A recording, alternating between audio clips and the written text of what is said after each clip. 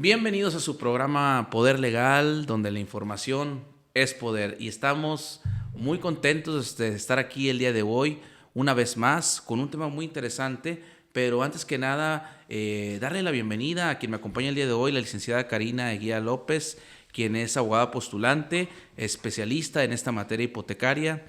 Bienvenida, licenciada. Muchas gracias, licenciado. Me encuentro muy contenta de estar aquí en tu programa Poder Legal y poder hablar de un tema muy importante que son las sesiones de derecho. Como podemos ver en redes sociales, está repleto, remates bancarios, sesiones de derecho, y muchas personas no saben qué es lo que están tratando de vender las propiedades. Unos se confunden que es una casa. Pero pues hay ciertas preguntas que me gustaría realizarte para que quede más claro. Claro que sí, de hecho eso que comentabas es muy importante porque hay gente que piensa que está comprando derechos de propiedad y realmente lo que está comprando pues son derechos que emanan de un crédito hipotecario, y de eso es lo que vamos a hablar. Es correcto. ¿Nos puedes explicar qué es una cesión de derechos? Claro que sí, la cesión de derechos sobre derechos hipotecarios quiere decir que el acreedor hipotecario, quien te presta dinero a una persona para que compre una casa, llámesele hipoteca, estos derechos generalmente se constituyen sobre una propiedad para garantizar su pago. Y entonces pasa que los acreditados, los deudores hipotecarios, pues pactan un plazo del pago de la hipoteca 15, 20, 25, hasta 30 años, en algunos casos como el Infonavit. Y sucede que pues pasan muchas cosas en la vida, donde la gente no puede pagar esas casas porque les pasó un percance, por la enfermedad de un familiar, porque se quedaron sin trabajo y lamentablemente pues dejan de pagar varios años la casa. Cuando no se reponen en el pago sus mensualidades y dejan de pagarla por cierto tiempo, entonces viene el banco a través de sus gestores y dice: me tienes que pagar, te estoy requiriendo del pago, se llama cobranza extrajudicial. Y pasa cierto tiempo, hacen caso omiso y entonces empiezan los juicios. Aquí el banco tiene dos opciones, ¿no? El banco dice: o empiezo yo mis propios juicios o vendo mis derechos de cobro de las hipotecas que a mí me deben y se las voy a vender a otras instituciones o a través de mis administradoras de cartera, porque yo no soy una inmobiliaria, dice el banco. Yo prefiero vender barato, pero deshacerme de estos créditos hipotecarios. Y entonces ahí donde las cesiones de derechos, nosotros las vemos anunciadas como diferentes tipos de cesiones de derechos. ¿Qué nos pueden ceder? La cesión de derecho puede ser sobre créditos hipotecarios, no hay ningún tipo de juicio todavía, o puede ser cesión de derechos litigiosos, ya existe un juicio, te están vendiendo literalmente los derechos de un juicio y este puede estar en diferentes etapas. Puede ser la etapa de emplazamiento, la etapa de pruebas, la etapa de sentencia, de ejecución, liquidación, etc. Cuando todavía está el litigio vivo, todavía hay una contienda judicial, se le llama cesión de derechos litigiosos. Y después de las cesiones de derechos litigiosos, también nos pueden vender lo que son los derechos adjudicatarios. Es decir, ya se adjudicaron de los derechos porque ya terminó el juicio, ya se fueron hasta la última etapa, ya hubo el remate judicial y te adjudicas. Entonces, yo banco o acreedor hipotecario soy dueño de los derechos adjudicados en un expediente, más no de propiedad todavía. Y esos me los pueden ceder también. Entonces, la cesión de derechos es simplemente el titular de los derechos que emanan de un crédito hipotecario, se los cede a un cesionario que es el interesado en comprarlos. A este negocio jurídico se le llama cesión de derechos. Excelente, pues muchas gracias por su explicación, porque realmente muchas personas se confunden qué es un remate, qué es una casa adjudicada, la cesión de derechos. Hay mucha controversia. Y antes de adquirir una cesión de derechos, ¿qué es lo que se tiene que revisar antes? ¿Hay algún tipo de análisis jurídico, un protocolo, algo para que los inversionistas no pierdan su dinero? ¿Hay un tipo de riesgo? Claro que sí, muy importante siempre revisar la caducidad, la prescripción y el registro público. Caducidad, por ejemplo, cuando nos van a vender los derechos de un juicio que ya está empezado y que va en alguna de las etapas, verificar que cuando nos lo vendan no tenga mucho tiempo que no se haya empujado el expediente, se le llama impulso procesal. Porque si pasan más de 6 meses en ese expediente que ya está empezado y no se le mueve, no se empuja el expediente, no avanza, caducan los derechos del juicio. Y no significa que vamos a quedar desprotegidos, pero vamos a tener que volver a empezar el juicio.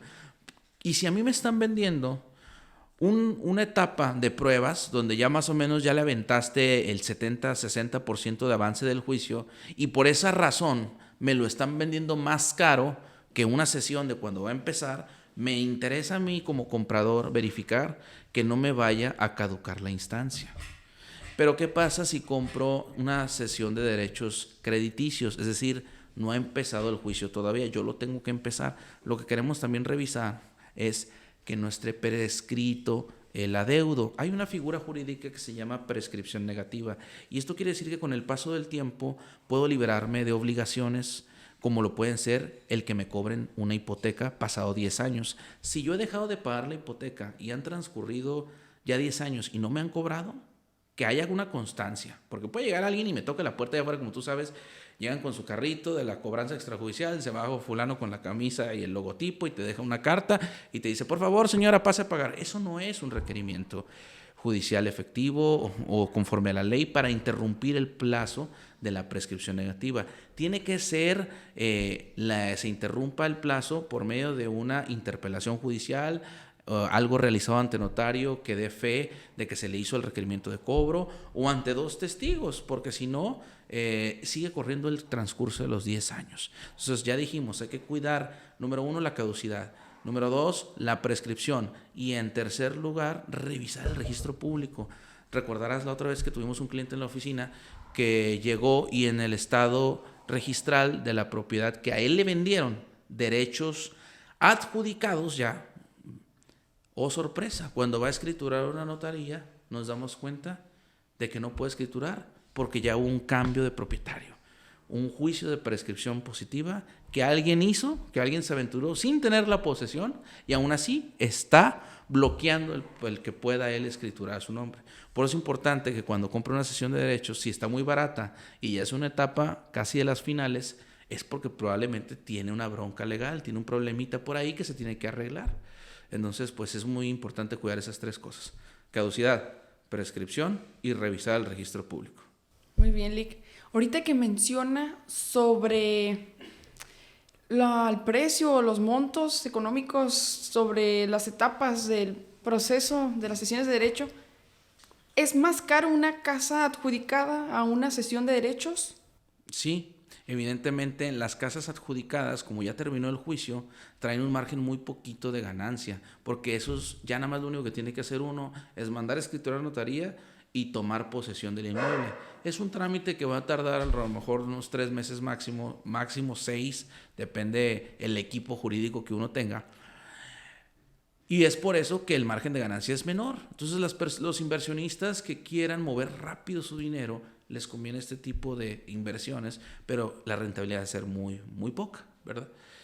Y es eso porque pues el banco no prefiere ser un inmobiliario y vender directamente las propiedades. Por eso las avanza hasta esa etapa y busca venderlas, esos derechos en esa etapa, pero obviamente los va a vender muy caros. Entonces vamos a dar un ejemplo para que la gente lo entienda. Si la casa, su valor comercial es de 2 millones de pesos, es probable que al ser un 15% más barato o la rentabilidad que tú puedes tener, a ti te la vayan a querer vender 1,7 millones. Va a haber un margen de 300, 250 pesos, 150,000 pesos, 300,000 pesos, pero no va a ser lo mismo que comprar algo que apenas vas a empezar. Por eso es bueno, pero el margen es muy pequeño contra ir por una sesión que está en una etapa inicial. Ok, Lick. ¿Cómo funciona el proceso para adjudicarte una casa? El proceso para adjudicarnos de una casa, por ejemplo, ahorita estábamos hablando de que las casas cuyos derechos crediticios están a la venta o litigiosos tienen mayor margen de ganancia porque hay que empezar precisamente con estos juicios desde el inicio. ¿Por qué? Porque al empezar el margen que puede uno obtener de estas propiedades es de hasta un 200%. Imagínate, si te están vendiendo una cesión de derechos en 500,000 pesos y apenas vas a empezar el juicio, el valor comercial de esa casa debe estar en 1,500,000. Es decir, vas a triplicar el valor de tu inversión, vas a ganar un 200% al final, y vas a recuperar tu dinero y vas a ganar 2 veces lo que invertiste. Es un negocio muy rentable, pero hay que empezar precisamente todo este proceso. Y pues, como tú sabrás, primero tenemos que hacer una diligencia de jurisdicción voluntaria, que es lo que más hacemos, que es notificarles: oye, yo ya soy el nuevo acreedor hipotecario, yo ya compré una cesión de derechos y ahora te vengo a notificar a ti, deudor hipotecario, que a mí me tienes que pagar, y me tienes que pagar en esta cuenta bancaria todo lo que ahorita ya debes. Pero en los contratos viene una cláusula de vencimiento anticipado. Esto quiere decir que si dejas de pagar 2 o más mensualidades o amortizaciones del crédito hipotecario, se vencen todas las demás anticipadamente. Entonces, cuando tú requieres el pago no de lo que debe al momento, sino de todo el crédito ya vencido, más aparte los intereses y los accesorios. Es una cantidad grande que evidentemente es muy improbable que te la vengan a pagar, porque en algunos casos ya supera incluso el valor comercial del bien inmueble. Y bueno, es importante decirlo porque ya que notificamos al deudor hipotecario que yo soy el nuevo acreedor con la interpelación judicial Jurisbol, vamos a iniciar un juicio especial hipotecario. Pero tú tienes más experiencia, platícanos un poquito cómo empezamos el juicio y más o menos cómo termina. ¿Cómo comenzamos el juicio? Bueno, la demanda. Interponemos una demanda. Sí, bueno, primero, como ya mencionaste, después de la notificación, una vez que ya se notificaron a los acreditados, por así decirlo, o demandados, como deudores, como queramos decirle, comenzamos con una demanda. Ingresamos la demanda. Luego, puede ser juicio especial hipotecario o sumario hipotecario. Aún existen juicios antiguos que es del año 2002 para atrás. Aún hay. Es raro. Normalmente ahorita se están manejando mucho los juicios especiales hipotecarios y ya no tanto los sumarios. Pero siguen habiendo juicios viejos que no han sido cobrados. Muchas personas dejaron de pagar sus casas. Y normalmente, pues, existen 2. Oye, y cuando queremos notificar la demanda, por ejemplo, que es el emplazamiento a juicio, y vemos que la persona no se encuentra ahí, que son invasores, por ejemplo, o sea, ya hicimos la demanda, se turnan los autos al actuario, vamos a notificar, y oh sorpresa, no viven ahí los deudores hipotecarios. ¿Cómo podemos notificarlos?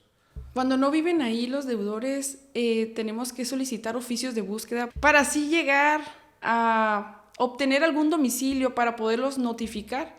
Nos otorgan oficios dirigidos a las dependencias, los cuales son presentados, y de esos oficios son contestados en juzgados, donde nos pueden llegar a arrojar algún domicilio, y si no nos arrojan un domicilio, o si llegan a arrojar algún domicilio, ir a notificar con el actuario. Pero si aún así no llegamos a encontrar al demandado, tendremos que notificar por edictos. Correcto. Y eso nos va a servir para, ahora sí, fijar la litis, es decir, ya quedó emplazado a juicio las partes, ya sea por edictos o de forma personal, si tuvimos la suerte que nos recibieran en el domicilio. Y entonces, ¿qué pasa, Lick? Ya nos vamos a qué etapa. Ya notificamos, siguen las pruebas, ¿qué sigue? Solicitar fecha de audiencia para poder así desahogar las pruebas y poder avanzar el expediente. También se tiene que notificar por edictos. La etapa de pruebas, sí. Cuando nos vamos por edictos, ya el juicio, todo se tiene que notificar en el periódico del Sol. Generalmente en esta etapa probatoria, las pruebas que generalmente se ofrecen son las testimoniales, lo que he visto, la confesional, la declaración de parte, algunos informes de autoridad. Cuando hay una defensa, o sea, cuando el acreditado sí contestó la demanda y se está defendiendo. ¿Por qué? Porque lo que ellos van a buscar es alargar el juicio lo más que se pueda. Inclusive pueden contestar con una excepción de incompetencia para que el proceso se suspenda, se vaya al Tribunal Superior de Justicia, y después de revisada la incompetencia de que sí es competente el juez hipotecario o juez civil, continúe en la vía normal y sigamos con la etapa probatoria. Y entonces, ya que después de 1, 2 o 3 audiencias termina el proceso, entonces ya se pasa para el dictado de sentencia. Eso es importante que ustedes lo sepan, porque ya hablamos de un inicio de demanda, después de cómo se notifica, que se llama emplazamiento, después de la etapa de pruebas, y ahora vamos a hablar de la sentencia. Se pasa al dictado de la sentencia, lo que es el juicio especial hipotecario, y entonces la parte demandada puede interponer un recurso. ¿Cuál es el recurso? De apelación. Y el recurso de apelación, pues es algo que en teoría no debería suspender el proceso, pero pues sí lo detiene en la práctica. Y después de ello existen otros medios de defensa, como el amparo directo.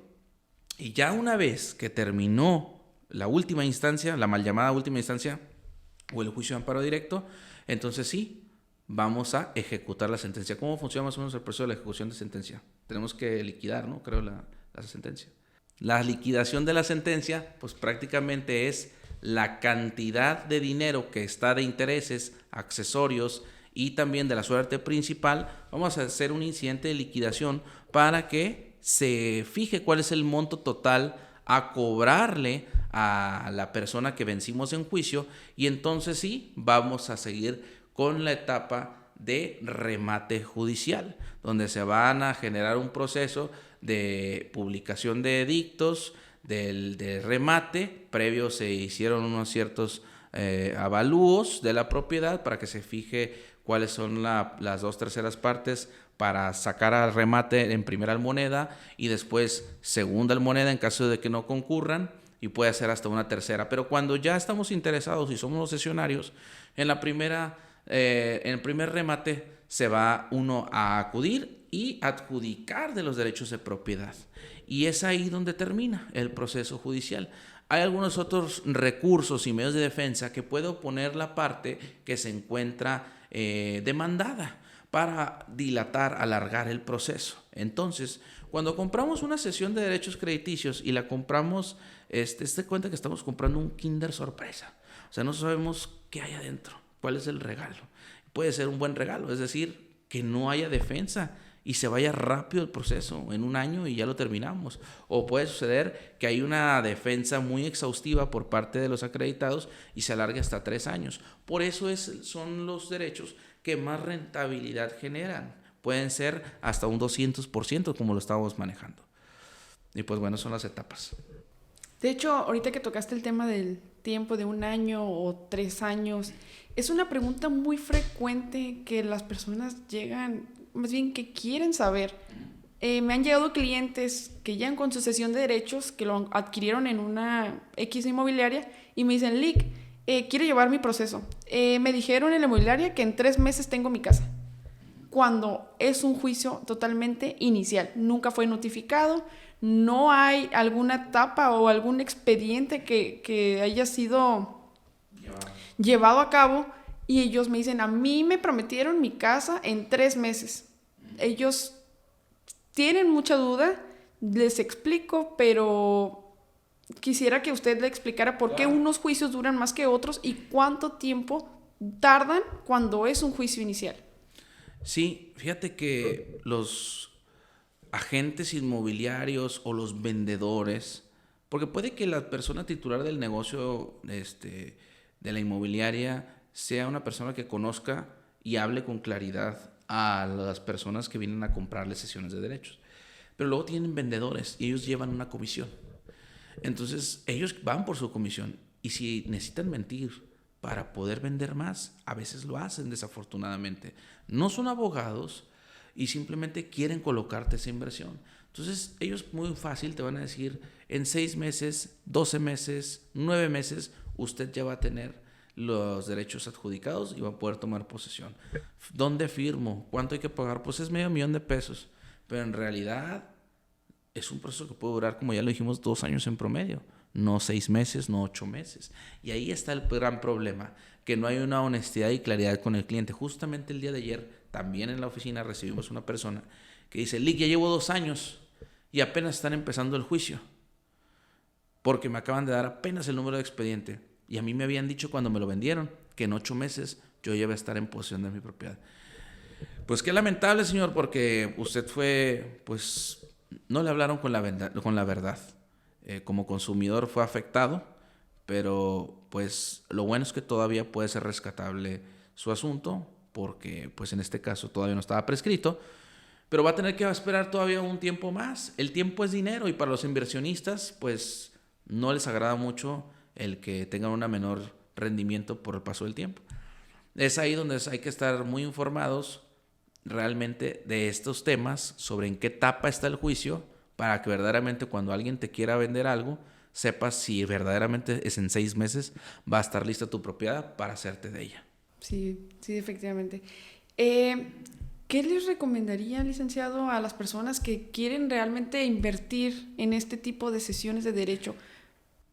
Que se informen, que pregunten, que sigan nuestras redes para que estén con el conocimiento adecuado, no sean víctimas de fraudes inmobiliarios, porque también este es un tipo de fraude cuando te venden derechos que ya no puedes cobrar desde un inicio, te están vendiendo algo que pues materialmente no es posible como negocio, pasa eso también.